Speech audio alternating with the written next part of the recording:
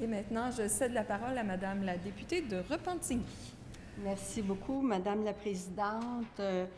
Encore aujourd'hui, on discute de toute la question de la parité, puis vous le savez, ça fait déjà quelques années que vous êtes ici. C'est un sujet qui est toujours présent dans l'actualité.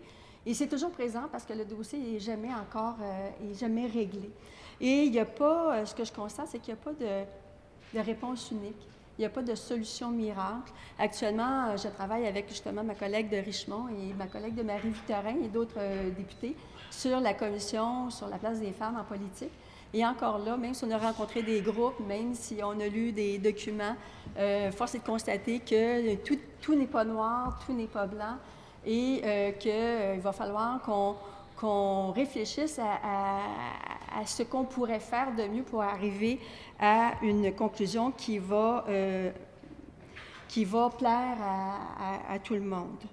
Sur le fond, nous sommes tout à fait d'accord avec les propositions de Québec solidaire concernant la parité au Conseil des ministres. C'est sur la façon d'y arriver que nous avons des divergences de vues. En mars 2016, lors du sommet des femmes, le sommet des femmes organisé entre autres par Mme Lise Payette, le chef de ma formation politique a pris des engagements que je vais vous partager. Il disait que, tout d'abord, s'il devient premier ministre, M. Legault, le chef de ma formation politique, excusez-moi, entend passer la parole aux actes et procéder à une réforme du mode de scrutin pour y inclure davantage de proportionnalité et de représentativité.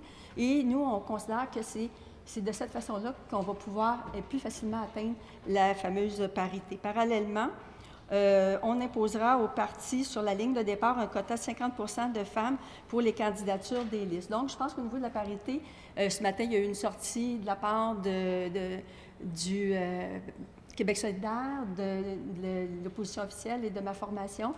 Et il y avait d'autres représentants d'autres formations politiques. Et tout le monde s'entend qu'on est rendu là, qu'il faut revoir le mode de scrutin. Mon chef a rajouté « Il faut des engagements clairs des partis politiques pour atteindre la parité une fois pour toutes. Il faut percer le boys club qu'est l'Assemblée nationale. » Ça, on l'entend souvent. La proportionnelle est un pas dans la bonne direction.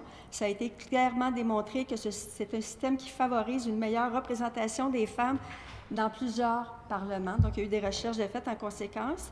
Et la parité ne sera vraiment atteinte en politique que lorsque le Conseil des ministres sera également composé de 50% des femmes. C'est ça la vraie égalité, une égalité décisionnelle. Parce que oui, effectivement, c'est important qu'on ait la parité ici à l'Assemblée nationale. On a 125 députés, donc on ait la parité. Mais c'est au centre des décisions aussi que c'est important d'avoir la parité. Et c'est l'engagement que mon chef a pris lors du sommet des femmes en mars 2016. En mars 2016, c'est ça. En avril 2018, donc récemment, le chef est revenu avec son engagement d'avoir une parité au sein du Conseil des ministres. Donc, il a rajouté qu'il ne faut pas juste viser à avoir une parité pour le nombre de candidats et candidates, mais aussi une parité dans les comtés prenables. C'est aussi le défi. Ce n'est pas juste d'avoir une parité au niveau des candidatures, mais encore faut-il qu'on les présente dans des comtés qui sont prenables. C'est le signal qu'on doit envoyer parce que dans le document du Conseil de statut de la femme qui s'intitule « Les femmes en politique en route vers la parité », on citait Mme Monique Jérôme-Forget qui disait « Il y a des comtés qui sont sûrs de gagner ça, c'est un cadeau, ça veut dire qu'ils veulent vous avoir absolument. » Donc, lorsqu'on présente des femmes dans des comtés sûrs, on leur envoie aussi le signal qu'elles sont voulues, qu'elles sont désirées et qu'on les veut ici à l'Assemblée nationale. Et c'est par ces gestes-là qu'on les convainc.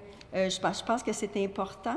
Donc, mon chef a réitéré encore là sa volonté d'avoir une parité au Conseil des ministres. Puis, de toute façon, il nous le répète tout le temps, c'est son engagement et là-dessus, nous en sommes convaincus.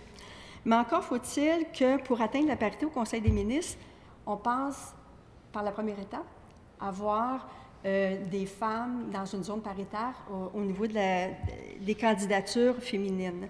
Il faut cibler les comtés sûrs, ce que je disais tout à l'heure, et faire en sorte de les attribuer à autant de femmes que d'hommes.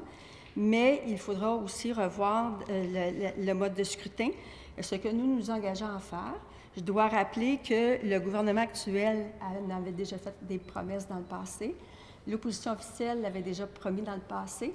Et malgré les promesses qui avaient été faites, ça ne s'est pas concrétisé lorsque ces deux partis-là ont été au pouvoir. Nous avons pris l'engagement que si nous prenons le pouvoir le 1er octobre 2018, le 1er octobre prochain, cette promesse-là, nous nous engageons à la réaliser et à faire des actions dès notre entrée en fonction pour qu'enfin le mode de scrutin soit changé. C'est un engagement et j'ai l'intime conviction que ce changement majeur aidera la cause des femmes. Cette réforme majeure a promis par donc, ça a été promis antérieurement, mais ça ne s'est pas concrétisé. Le chef de ma formation politique a pris cet engagement et nous entamerons le processus dès notre entrée au pouvoir. Avant d'en arriver à ce changement de mode de scrutin, il faut quand même être dans l'action. Donc, là, actuellement, on a une élection qui s'en vient. On veut avoir la parité, mais encore là, il faut être dans l'action. Donc, ce n'est pas tout d'avoir des vœux pieux, de vouloir faire des lois, mais l'engagement d'avoir des femmes, c'est dans l'action puis dans l'affirmation. Le chef, à plusieurs reprises, a clairement mentionné que les femmes étaient bienvenues chez nous et qu'on les voulait dans notre formation politique. Et on a décidé d'agir sur le terrain. Donc, ma formation politique a fait le choix d'envoyer des gens pour couvrir les différentes régions du Québec pour essayer de cibler des femmes dans différentes régions. Nous avons la députation qui a été mise à contribution. Donc, nous avons demandé la collaboration de l'ensemble des collègues et nous avons un groupe de femmes à la permanence qui travaillent exclusivement sur ce dossier-là. Actuellement, nous sommes dans les candidats annoncés, nous sommes à 14 candidates et 14 candidats. Dans les prochaines annonces qui s'en viennent, dans les jours, les semaines qui viennent, nous devrions respecter encore cette parité-là. Est-ce qu'on va être capable de tenir jusqu'à la fin? C'est le défi qu'on s'est lancé. Mais encore là, faut faire le travail. Il ne faut pas rester dans nos bureaux puis espérer que les femmes vont venir nous rencontrer parce que vous le savez, vous comme moi, que les femmes on n'a pas la même approche avec les femmes et les femmes ne réagissent pas de la même façon lorsqu'on les approche. Les femmes qu'on approche souvent vont remettre en question leurs compétences, vont se demander pourquoi on les approche. Ils vont douter d'elles-mêmes, ce qui est nettement différent de la façon dont on approche les hommes. Et lorsqu'on va avoir des femmes, mais oui, ça demande du temps. Il y a un temps de réflexion, puis il faut leur donner ce temps-là. Et c'est l'avantage que nous avons d'avoir une élection à date fixe, c'est qu'on a du temps en amont pour pouvoir travailler ce terrain-là et aspirer à avoir beaucoup plus de candidatures féminines pour la prochaine élection qui devrait se déclencher à la fin du mois d'août. Donc, c'est un défi constant. Il va falloir aussi qu'on réfléchisse à la façon dont se fait la politique ici. Moi, c'est mon premier mandat. C'est un choc. Quand on arrive ici, on a beaucoup d'apprentissage et c'est toujours étonnant de voir comment les choses se passent sur le plan médiatique, entre collègues aussi. Et lorsqu'on approche des femmes en politique, ces femmes-là voient l'image qu'on projette souvent. Ils n'aiment pas la culture politique, ils n'aiment pas la façon dont les débats se font, ils n'aiment pas toute l'approche médiatique. Ça leur fait peur, on l'entend souvent. Et tout le traitement des médias sociaux, on le voit toutes les semaines, on l'a vu dans les dernières 24 heures. Et c'est assez rebutant pour une femme qui constate ça et qui se dit, mais je ne suis pas sûre que j'ai envie de mettre le visage sur un poteau puis d'aller vivre cette réalité-là. Et je les comprends. Et je pense qu'il va falloir changer nos façons de faire. Les femmes ont des approches différentes. Et moi, ce que je dis aux femmes, puis peut-être les femmes qui nous écoutent, mais ce que je dis aux femmes quand je les rencontre, c'est que, parce qu'il y a des femmes qui disent, je ne veux pas aller là, ça ne changera pas, il n'y a rien qui change. Et moi, ce que je leur dis, c'est que si vous ne venez pas, c'est sûr qu'il n'y a rien qui va changer. C'est sûr. Mais il va falloir que la quantité vienne faire la différence. Il y a eu une époque, il y a eu des femmes qui se sont regroupées il y a plus de 75 ans, qui ont lutté pendant plusieurs années pour réussir à atteindre le droit de vote pour les femmes. Ça ne s'est pas fait du jour au lendemain. Mais c'est des femmes qui étaient convaincues, qui n'ont pas lâché, puis qui ont réussi. Mais je pense que si les femmes ne s'arrêtent pas à cette peur-là et qu'ils acceptent de faire confiance et qu'ils acceptent de se présenter, peu importe la formation politique, mais je pense que le nombre va faire en sorte qu'on va changer les choses. Et moi, j'ai espoir que la nouvelle génération, on a des jeunes députés, la nouvelle génération va peut-être oser un peu plus, va foncer peut-être un peu plus, va peut-être se faire plus confiance.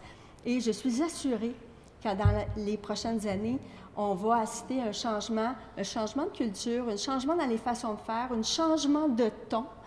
Et j'ose espérer un changement dans les façons dont dans le traitement médiatique. Puis quand je parle de traitement médiatique, j'englobe tout l'aspect des médias sociaux qui, parfois, ne sont pas à la hauteur du travail que nous faisons. Récemment, il y a une journaliste Marie-Ève Doyon, qui écrivait dans le Journal de Québec. L'article s'appelait « Engagez-vous », qu'il disait. Puis elle revient sur toute la question du débat de la parité homme-femme. Puis elle soulignait justement, les femmes ne réagissent pas comme les hommes au moment d'aborder l'aventure de la politique. Elles tendent à réfléchir plus longtemps avant de sauter dans l'arène. Ça, c'est un comportement qu'on constate. C'est un comportement que vous avez sûrement constaté de votre côté aussi. Le coût personnel de la politique n'est pas le même pour les hommes que pour les femmes, surtout l'augmentation importante de l'utilisation des médias sociaux. Donc, vous voyez, ça revient, tout cet aspect-là qui fait peur à plusieurs femmes. Elles ne se retrouvent pas dans cette façon de faire-là. Ça revient, la journaliste dit sur Facebook et Twitter, les attaques sont beaucoup plus vicieuses envers les femmes qu'envers les hommes. C'est le constat qu'elle fait. Et elle finit son article en disant « Pour renverser la vapeur, il faudra beaucoup plus que des vœux pieux. Ce qu'il nous faut, c'est un changement de paradigme radical qui devra venir des femmes elles-mêmes. » Donc, ça vient d'une femme. C'est une femme qui fait ces constats-là. Puis, je dois avouer que ça correspond aussi à ce qu'on entend dans nos rencontres avec l'approche que nous faisons auprès des femmes en politique. Puis, je pense aussi, dans tout ce débat-là, que le rôle des chefs de parti est important. Parce que je ne doute pas que tous les partis veulent avoir plus de femmes en politique. C'est pas une attribution de mon parti, c'est pas une attribution de l'opposition officielle, c'est pas une attribution de Québec solidaire ou du gouvernement. Je pense que tout le monde fait actuellement les efforts pour avoir des femmes en politique. L'important, c'est aussi le message qui est envoyé par le chef d'un parti. Ça, c'est ce qui m'apparaît très important parce que c'est là les femmes peuvent sentir qu'il y a une réelle volonté d'avoir plus de femmes en politique. Et en janvier dernier, le premier ministre a été interpellé pour la question de la parité homme-femme. Et ce que Mme Plante, la journaliste, relevait, c'est qu'il ne propose ni objectif ni moyen d'y parvenir parce qu'il disait, moi, je donne la même présentation pour les femmes et les hommes. La raison fondamentale de la politique, il n'y a pas lieu qu'elle soit différente. Donc, il considérait que c'était le même traitement. Il y a de la place pour tout le monde, mais on ne peut pas considérer les hommes et les femmes de la même façon parce que si on considère que c'est le même traitement et on attend qu'ils viennent, ça n'arrivera pas. Il faut, pour les femmes, faire un travail supplémentaires. Il faut démontrer l'intérêt à les avoir parmi nous. Et ça, il faut que le messager qui représente le gouvernement, comme le messager qui représente chacun des partis, ait un message clair à l'effet que les femmes sont les bienvenues. Donc, dans l'article, on disait par ailleurs, il n'a pas pris l'engagement de proposer aux femmes des comtés sûrs afin de faciliter leur élection. Il est là le problème aussi. Si on leur garantit pas des comtés sûrs, puis qu'on veut des femmes juste pour des femmes, puis on les met des comtés pour remplir des cases, ça ne marchera pas. Donc, c'est important pour un chef de dire, on veut des femmes et on va vous mettre dans des comtés sûrs parce qu'on veut être sûr de pouvoir vous compter sur votre présence ici. Et ça correspond exactement à ce que Mme Jérôme Forget a dit. C'est la façon de transmettre le message est importante. Puis il m'apparaît qu'en janvier, le premier ministre a manqué une belle occasion de faire sentir aux femmes qu'on souhaitait leur présence à l'Assemblée nationale. Puis, il y a eu un autre article écrit par M. Rémi Nadeau le 2 mars dernier qui faisait mention de certaines discussions qui avaient lieu au niveau du gouvernement. Puis, la ministre des Conditions féminines, honnêtement, on est vraiment sur la même longueur d'onde. J'aime beaucoup cette ministre-là, puis je sens qu'elle est à la défense des femmes. Mais dans l'article, on disait « Une autre question a provoqué des remous au caucus du gouvernement. La parité homme-femme, la ministre responsable de la condition féminine a proposé des prises de position impliquant des quotas de candidature féminine et des femmes dans un éventuel prochain cabinet Couillard du premier ministre, excusez. Mais elle a frappé un nœud, nous assure un de ses collègues. Des témoins rapportent des interventions musclées qui révèlent un malaise plus profond. Selon nos sources, des élus, au masculin, craignent d'être tassés au profit des candidatures féminines plus jeunes et de communautés culturelles. Ça fait longtemps qu'on est tassés. J'espère que les messieurs n'ont pas peur d'être tassés. Je pense qu'on veut juste donner la place aux femmes. Pas tasser, mais prendre notre place au sein de l'Assemblée nationale. Je pense qu'on est rendu là. Il faut envoyer un message clair. Et je pense qu'il faut que les hommes donnent l'impression, par leurs gestes et par leurs mots, que les femmes ont une place ici et une place égale. Et je souhaite que tous les chefs de parti, y compris le représentant du gouvernement, le premier ministre, aient un message aussi fort, aussi percutant pour démontrer que d'ici le déclenchement de l'élection, tout le monde va faire un travail pour démontrer notre intérêt à avoir plus de femmes en politique. C'est mon souhait, je suis certaine que c'est votre souhait aussi. Merci beaucoup, Madame la Présidente. Je vous remercie de cette intervention, Madame la députée de Repentigny.